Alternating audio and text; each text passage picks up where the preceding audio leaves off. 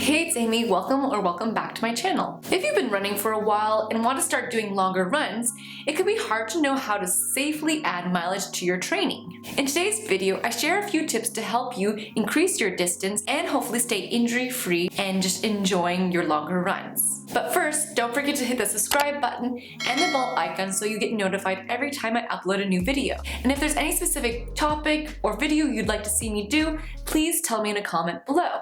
So let's talk about how to safely add mileage to your training.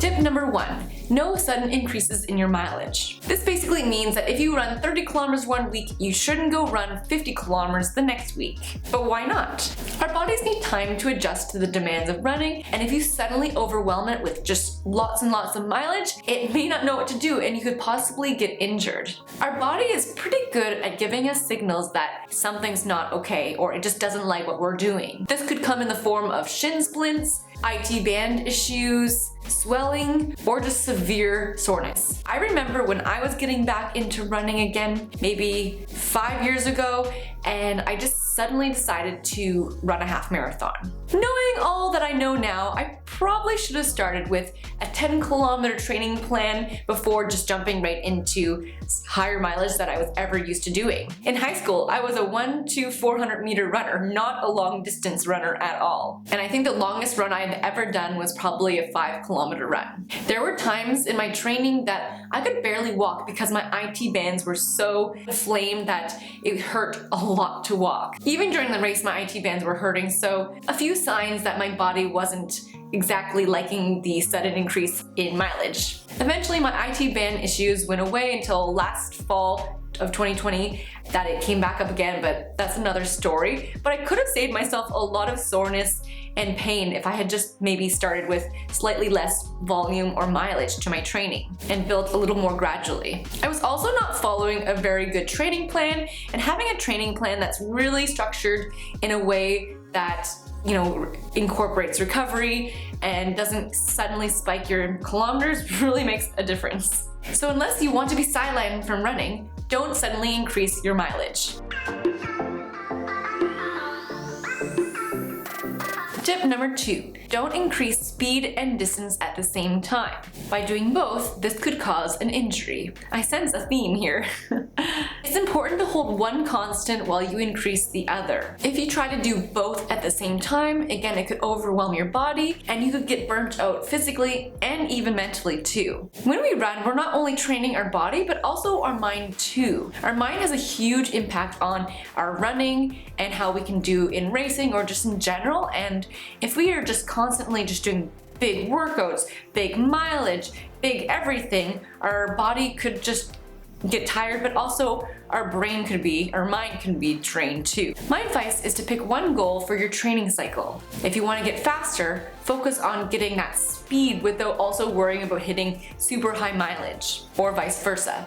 This also depends on your level of fitness and years of experience. Every training cycle and build, your body gets stronger. This also means you naturally get faster by just running more consistently. So even without doing speed workouts and just running, you could get faster. However, it's important also to recognize when your training kind of plateaus, it could mean simply that you just need to change what speed workouts you do, or you need to add mileage to your training. If you need help kind of figuring out a goal and focusing on one, find a coach, or if you have one, talk to them about what you want to accomplish that training cycle, and then you can kind of build a training plan that surrounds that or helps you kind of focus on that goal. Tip number 3, add distance to long runs first. Some books say you can add 5% each week without having to decrease, but if you add 10%, keep that distance the same for 2 weeks before increasing your mileage again. With 5%, it's a pretty safe distance to increase. It's not too much, but there is a rule of progressive overload, which basically means that you need to give or overload your body just a little bit for you to improve at something or get stronger. But if you do too much, then you could result in an injury. When When you are designing your training plan, your long run is first, and then you want to spread out the distance on the rest of your training builds. Ideally, you add to your, if you're doing speed workouts or a tempo run first, and then add distance to your easy runs last. This ensures you always have a recovery built into your training plan, so there's always time again for your body to recover.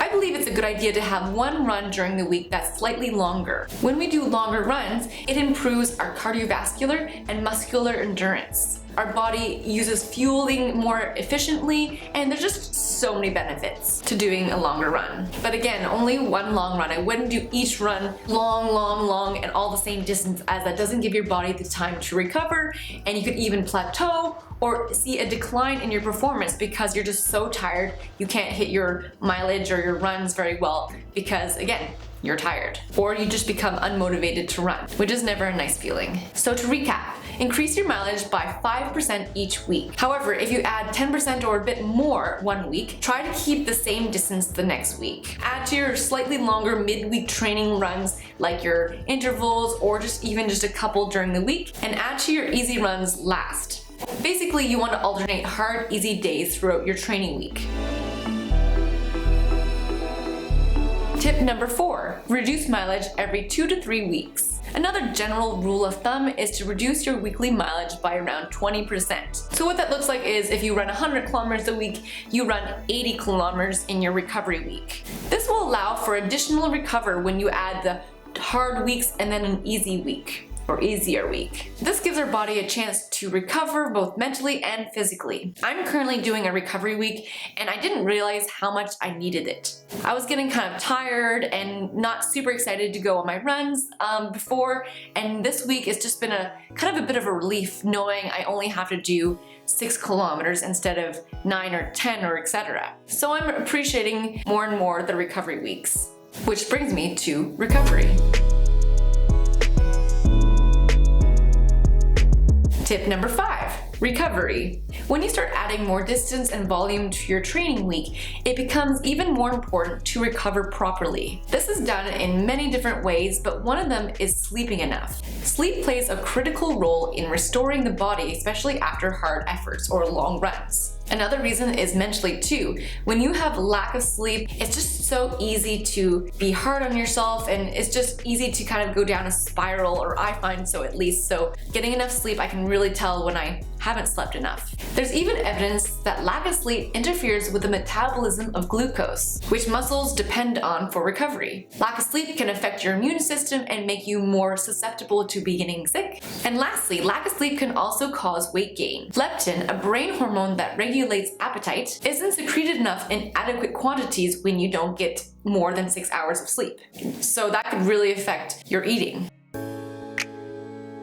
Another good tool for recovery is foam rolling and stretching. I have videos on foam rolling and the importance of recovery for runners, so I'll have links to those videos in the description below. But in general, foam rolling is a form of self-myofascial release. This helps get any tight kind of knots in your muscles and smooths them out and helps get rid of anything that could cause a lack of mobility. Stretching, though not with cold muscles, that could be bad in itself, but using mobility and stretching to kind of check in with your body and make sure there are no tight areas that could affect your running gait, especially if you're sore from, extra mileage that you're doing. It's just a good time to kind of, again, check in.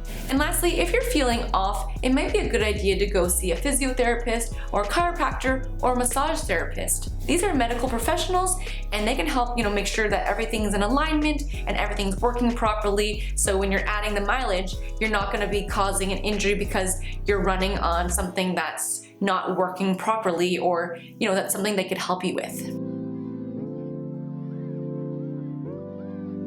Tip number 6. Fueling on longer runs. If you're starting to be out running for, a few hours, it becomes vital that you start fueling yourself. I usually start taking gels when I'm out running for 90 minutes or longer. I don't say kilometers because 90 minutes could be different kilometers for every runner, just depending on your pace and the speed you're going. They say around 90 minutes is when our body starts using up our stored glycogen, and that's what we use for fuel. And if we don't refuel ourselves, we will run out of energy and it will severely impact your run, and you may even have to stop. There's nothing worse than being on a run and being hungry or just being tired, and if you had just taken a gel, it could have been so much better. Not always, but often fueling makes a huge difference. I'm not going to talk about the different fuels you can take or gels, but just want to share the importance of starting to fuel on longer runs. Tip number 7, the importance of running shoes. I cannot stress enough how important running shoes are. I honestly didn't realize how important shoes were until I started running more frequently and more often and joined my running club. I honestly had no idea that shoe companies recommend around 500 to 600 kilometers is when you should retire your shoes. Every runner is different. Some people may not even get that far in shoes, and some other people may get longer. You have to listen to your body, and when you start feeling achy and not as good in those shoes, those are signs that your shoe needs to be retired. I also didn't realize the importance of having multiple pairs of shoes. I have shoes for long runs, my easy runs, and I have speed workout shoes, and I have lots of shoes. But for me, having a long run shoe and a speed workout shoe is very important, and I always have at least those two in rotation. When you start running back-to-back days, it's a really good idea to switch between shoes, as is an injury prevention tool. What I mean by that is when we run in different shoes, it gives our body things to adjust to because not every shoe is exactly the same. As well, it takes around 24 hours for your shoes to kind of decompress after you ran in them because you compress down the midsole. There's different heel drops in shoes, and again, the more you give your body things to adjust to, the better. I'm not gonna say it's going to stop you from getting injured, but it is a really, really helpful tool. Running companies have spent thousands upon thousands of dollars doing research about shoes and how to help runners stay injury-free and perform to their best ability. So it's a good idea to look at the shoes you're running in. If they're just general training shoes, they have not been designed for you to run in and take the impact of when you run. They also don't quite have the durability that running shoes have. When you start doing longer runs, it's a good idea to have a more cushioned shoe. Especially when you're out there for hours, it's so nice having a shoe that just takes the impact and you just don't feel the ground so hard under your feet. I know running shoes are expensive, but if you think about how much physios are a visit, like $100, a pair of shoes is like 2 visits and it can last for months, again depending on how much you run. If you're serious about running and want to start increasing your mileage, then you need to have the shoes so you can stay injury free. Also, it's a good idea to keep track of what kilometers you run on your shoes. Strava has a way to track your shoes, and I think you can do that in Garmin Connect and possibly even like the Nike app. There's just so many ways to keep track. Or you can do it old school and keep track on an Excel sheet. You don't need 10 pairs of shoes, but even one, better, 2 pairs of shoes when you're starting to add mileage to your training runs makes a huge difference. I love shoes and I can talk about them for days, so I will stop there. But what are your favorite shoes at the moment? Tell me in a comment below.